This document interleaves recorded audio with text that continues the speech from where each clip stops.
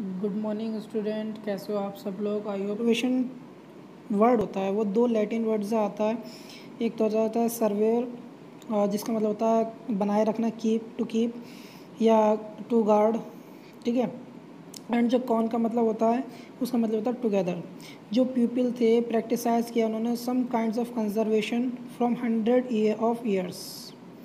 जो कन्वर्जनिस्ट थे वो हमें क्या कहलाए, वो इन्वायरमेंटलिस्ट भी कहलाए, ठीक है। The earth has a limited supply to many natural resources. जो अर्थ है हमारा वो क्या है, लिमिटेड सप्लाई का है, लेकिन लिमिटेड सप्लाई तो है बहुत, लेकिन बहुत सारे नेचुरल रिसोर्स भी हैं, ठीक है। और क्या है, wise use of natural resource with an aim to preserve and protect them called conservation. कि मतलब उन जो नेचुरल रिसोर्स हैं उनको किस तरह से यूज़ करना, किस तरह से यूटिलाइज़ करना और किस तरह से उसको प्रिवेंट करना, किस तरह से उसको सेफ रखना, ये सब हमारा कंजर्वेशन कहलाता है। और ये कंजर्वेशन नहीं होगा तो क्या होगा, अर्थ डिस्ट्रॉय हो जाएगा। पेड़ पौधे, जंगल, जानवर और ओशियंस और जितने भी अर्थ पे इस टाइम है वो सब विनाश हो जाएगा, डिस्ट्रॉय हो जाएगा। एम ऑफ कंजर्वेशन, ये जो कंजर्वेशन का एम क्या है, इसके दो एम है। जैसे कि पहला कि जो एनिमल और प्लांट के हैबिटेट्स हैं उनको मेंटेन करना, कंजर्व करना, ठीक है। और उनके जो डैमेज्ड फूड चेन है ना, उसको क्या है, बचाए रखना। दूसरा कि जो रिसोर्सेज हैं उनको कम यूज़ करना, मतलब ज़्यादा ज़रूरत से ज़्यादा यूज़ नहीं करना। और जो रैपिड डिप्लेशन ऑफ रिसोर्स, यानी कि तेज़ी से घटती हुई रिसोर्स की जो क्वांटिटी है उससे क्या होगा, इन्वायरमेंट हमारा क्या हो रहा है, ख़राब हो रहा है। अत्यधिक पेड़ काटे जा रहे हैं, उससे हमारा क्या हो रहा है, नुकसान हो रहा है, ठीक है। बायोडाइवर्सिटी के बारे में पढ़ लेते हैं। All form of living existing on the earth, that is plant, animal and micro organism, come under two heading biodiversity. यानी कि इस अर्थ पर जितने भी लिविंग ऑर्गेनिज्म हैं, जिनके अंदर जैसे कि प्लांट हो गए, एनिमल हो गए, माइक्रो ऑर्गेनिज्म हो गए, सब के सब जो हमारे किसके अंदर आते हैं, बायोडाइवर्सिटी के अंदर आते हैं। This variety of life of Fiona, flora and micro organism. इसके अंदर कुछ है जैसे कि फ्योना हो गया, फ्लोरा वगैरह और माइक्रो ऑर्गेनिज्म हो गए। जैसे कि 1/5 पार्ट जो एरिया है वो फॉरेस्ट से कवर्ड है वाइल्ड लाइफ के लिए, जो कि वाइल्ड लाइफ के लिए हैबिटेट का काम करता है वो, ठीक है। सम पार्ट्स क्या डेजर्ट है और सम पार्ट ओशंस भी हैं। जैसे कि आपको पता ही होगा, डेजर्ट रेगिस्तान हो गया, ओशंस तो आप लोगों को पता ही है कि जो हमारा इंडिया है वो क्या है, तीनों साइड से क्या है, पानी से घिरा हुआ है, ओशन से घिरा हुआ है, ठीक है। Maximum biodiversity occurs in the forest. जो मैक्सिमम डाइवर्सिटी है, बायोडाइवर्सिटी, वो हमारी फॉरेस्ट से ही आती है। या फूड सिक्योरिटी की बात पढ़ लेते हैं। Animals are killed for food, animals को मारा जाता है फूड के लिए। टुडे यानी कि आज के टाइम पे ऑलमोस्ट जितने भी मरीन टर्टल्स हैं वो इंडेंजर्ड हैं। इंडेंजर्ड का मतलब है कि लुप्त प्राय प्रजातियां हैं। As they are killed for meat, यानी कि मांस वगैरह, जो जानवर जो इंसान मांस वगैरह खाते हैं उनको मारते हैं, किल्ड करते हैं, उनका मांस खाया जाता है। Their shells are use to make jewellery, उनके जो कवच होते हैं कछुए के, टर्टल के, उनको ज्वेलरी बनाने के लिए, कॉम बनाने के लिए, सन ग्लासेस बनाने के लिए। और जो फिशिंग्स होती हैं उनकी पॉपुलेशन भी घटती जा रही है लोगों को खाने वगैरह के लिए। तो ये सब भी हमारा क्या है, बहुत डिफॉरेस्ट वो होता जा रहा है, कॉज बनना है बायोडाइवर्सिटी का, ठीक है, कारण बनना है।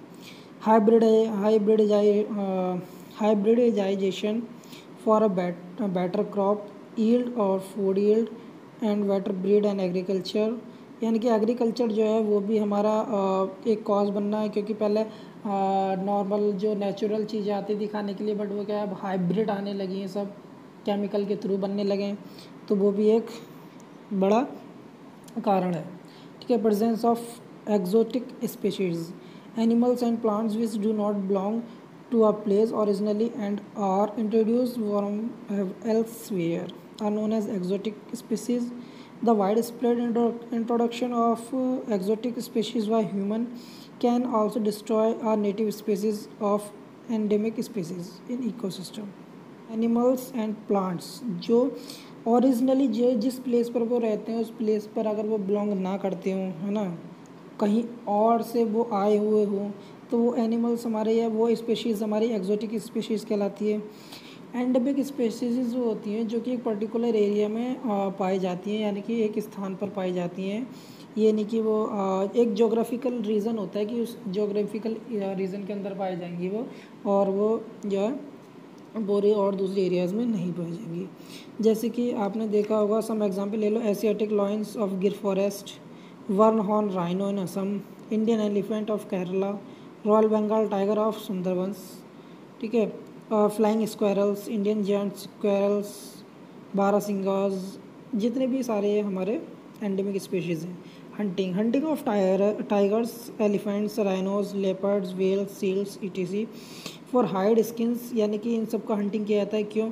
क्योंकि इनकी जो खाल और जो इनकी खाल होती है, इनकी बोन्स जो होती है, उससे काफ़ी सारी चीज़ें बनाई जाती हैं, ठीक है। Climate change and natural disaster, climate change और नेचुरल डिजास्टर की वजह से भी बहुत कुछ डिस्ट्रॉय हो रहा है अर्थ पर या पूरे प्लेनेट पर। रिसेंटली देखा जाए तो ग्लोबल वार्मिंग जो है वो एक मेजर रीज़न बनना है, मतलब मेजर क्या है, मेजर रीज़न बनना है बायोडाइवर्सिटी का, क्या कारण बनना है, ठीक है। पॉल्यूशन एक दूसरा कारण है कि पॉल्यूशन तो आप लोगों को पता ही होगा, एयर, सॉयल, वाटर, और क्योंकि इनमें बहुत सारे क्या होता है स्पेसीज होती हैं, जैसे एनिमल्स की हो गई, फिशेस की हो गई, पानी के अंदर की, तो मतलब इन सब का पॉल्यूशन होगा तो इनडायरेक्टली जो फिशेस होंगी, जो पानी में रहने वाले जीव जंतु होंगे, वो सब क्या है इफ़ेक्ट करेंगे उसी से। सॉइल पॉल्यूशन होगा तो जो वेजिटेबल्स और जितने भी फूल वगैरह होते हैं वो सब क्या होगा, जब वो सॉइल ही ख़राब हो जाएगी तो वो सब चीज़ उगेगी नहीं, ठीक है। तो ये पॉल्यूशन का भी एक रीज़न है।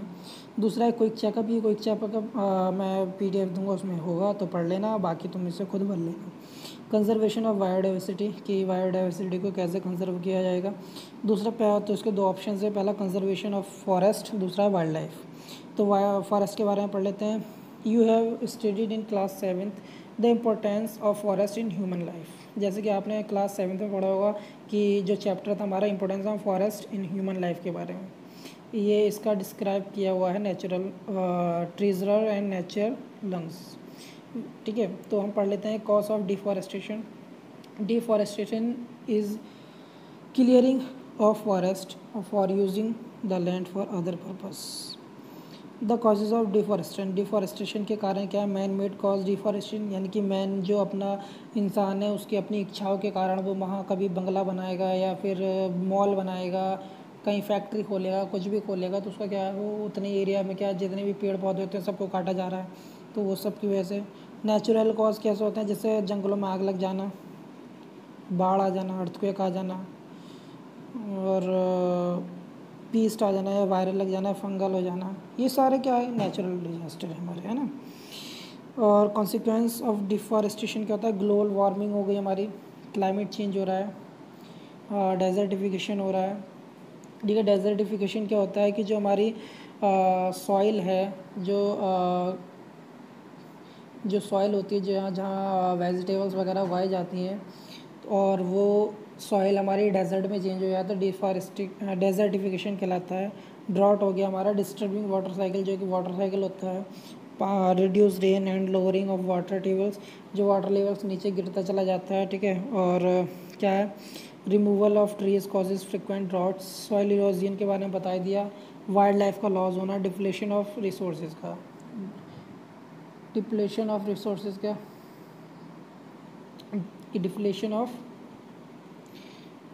डिप्लेशन का मतलब है तेज़ी से जो है रिसोर्स की घटती हुई संख्या, ठीक है। दूसरा आता है forest conservation and management. Conservation of forest is required to ensure a regular supply of forest product along the maintaining ecological balance, ठीक है।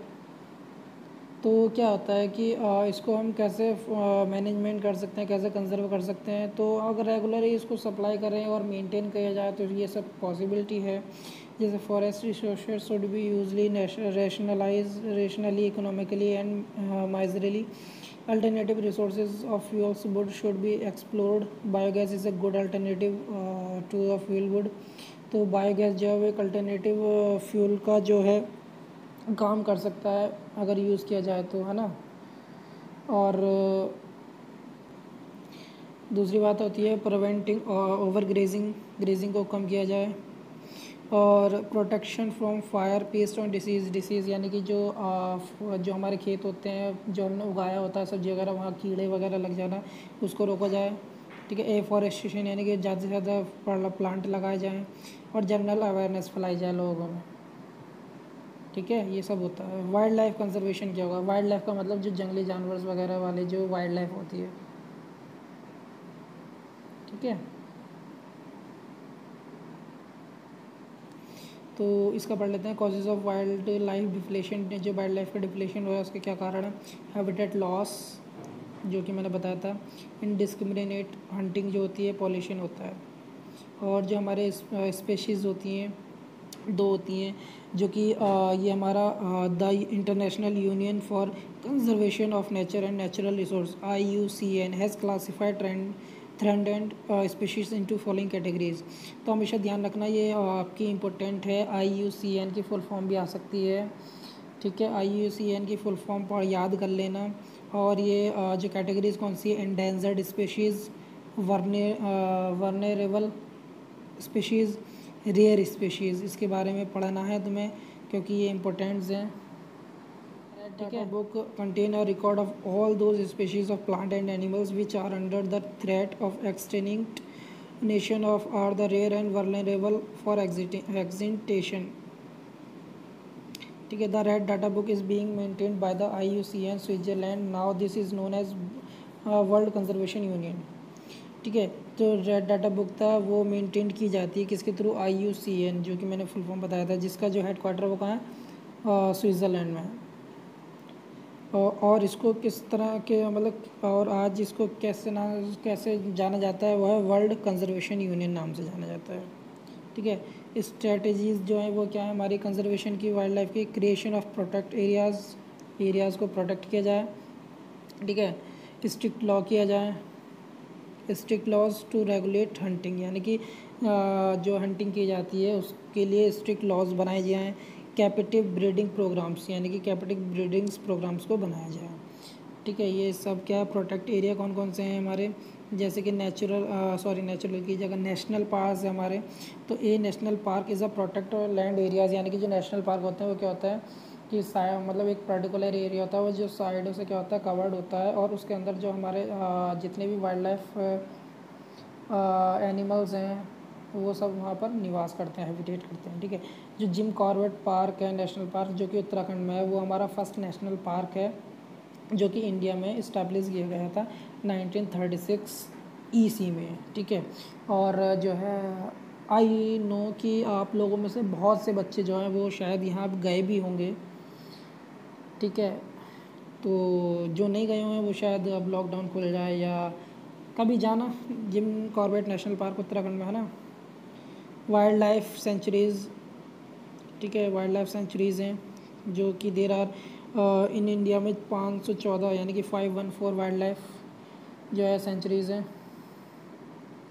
ठीक है, बायोस्फीयर रिज़र्व होना चाहिए, जैसे ये इम्पोर्टेंट है कि बायोस्फीयर रिज़र्व कितने कैटेगरीज़ में, कितनी एक्टिविटीज़ में? तो आप बोलोगे 3, कोर जोन, बफर जोन और मैनिपुलेशन जोन। तो कोर जोन क्या होता है? जहाँ कोई भी ह्यूमन की एक्टिविटी नहीं होती है, ये अलाउड नहीं होती है, परमिटेड है ना। दूसरा बफर जोन, यहाँ पर जो है ह्यूमन की एक्टिविटीज़ थोड़ी सी लिमिटेड क्वांटिटी में जो है होती है। ठीक है, और तीसरा है कि आपका where several human activities are permit, जहाँ काफ़ी ह्यूमन एक्टिविटीज़ परमिटेड होती हैं। There are 669 biosphere reserve in the world including 18 in India. ठीक है, मतलब 669 बायोस्फीयर हैं, जिसमें कि 18 जो है वो इंडिया में ही है। For example Pachmarhi biosphere reserve include Satpura national park or 2 wild life sanctuaries, Bori and Pachmarhi, है ना। तो ये सब है। हंटिंग रेगुलेशन होने चाहिए, captive breeding, some wild life protect in India, जैसे प्रोजेक्ट टाइगर को हमारा क्या प्रोजेक्ट टाइगर जो कि लॉन्च किया गया था 1973 में, जिसका जो थीम थी वो थीम ये थी कि प्रोजेक्ट टाइगर्स को क्या है बचाया जाए। ठीक है, जैसे गिर लॉयन प्रोजेक्ट, इसका भी थीम यही थी कि जो लॉयंस हैं उनको हम बचा सकें, उनकी एंडेंजर्ड होने से पहले, यानी कि उनके लुप्त होने से पहले उनको बचाया जा सके, जो कि गुजरात में इस्टेब्लिश की गई थी 1972 में, जो कि प्रोडक्ट करती है एशियाटिक लॉयंस को। माइग्रेशन का मतलब होता है कि एक स्थान से दूसरे स्थान पर क्या है, माइग्रेट होना, जानवरों का, एनिमल्स का, पक्षियों का, मछलियों का, अपने क्या है उनके सीजन्स के अकॉर्डिंग, वो होता है माइग्रेशन। नीड फॉर माइग्रेशन क्यों ज़रूरत पड़ती है? Escape the inhospitable winter conditions, find planting of food, lay eggs of warm place where they can be incubate yearly. तो ये सब ज़रूरतें होती हैं, और ये आपका चैप्टर ख़त्म हुआ, ठीक है। ये सब इसके एक्सरसाइज वगैरह हैं, जो कि मैं PDF अपलोड कर दूँगा, ठीक है। और जितने बच्चों को समझ में आया होगा अच्छी बात है, नहीं समझ में आया होगा तो एक वीडियो को दोबारा ट्राई करके देखना, आई होप कि समझ में आ जाएगा आप लोगों को। और आज के लिए इतने ही, बाकी जो है नेक्स्ट वीक में मैं आपकी क्लास ऑनलाइन ले लूँगा, ठीक है। Bye bye.